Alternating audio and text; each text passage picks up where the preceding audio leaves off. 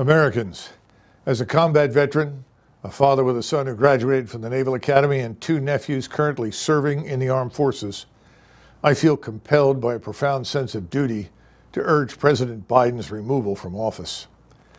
Yesterday at the NATO summit, President Biden made a series of alarming errors, mistakenly referring to President Zelensky as President Putin and Vice President Harris as Vice President Trump. These are not mere slips of the tongue. They are glaring indicators of a cognitive decline that cannot be ignored. Our national security is at stake. Every day that President Biden remains in office, we risk further jeopardizing the safety and stability of our country.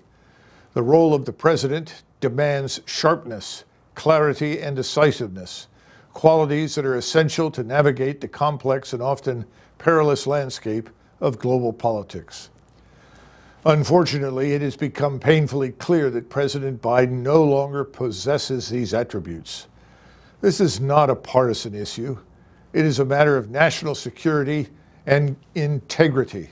We must put aside our political differences and come together for the greater good of our country. The president's cognitive capacity is severely diminished, and it is our responsibility to ensure that the highest office in the land is occupied by someone who is fully capable of fulfilling its demands. I say again, let's put our political differences aside. Our country is at risk. We must address the ethical implications of allowing President Biden to continue in his role.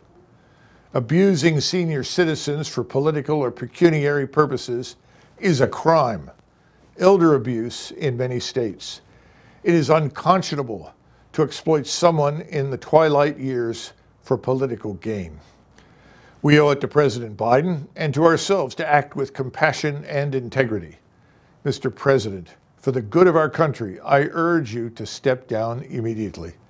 I know what a difficult decision it is, but it is the right one. History is littered with examples of aging national leaders, chancellors, sultans, kings, and emperors who were manipulated by evil men to promote policies that led to war and destruction. Our nation's security, our global standing, and our moral compass depend on it. Let us honor our Republican principles of accountability and decency by replacing President Biden with an individual who is physically, mentally, and morally fit to execute the duties of the office of President of the United States. Thank you for listening, and may God bless you and these United States.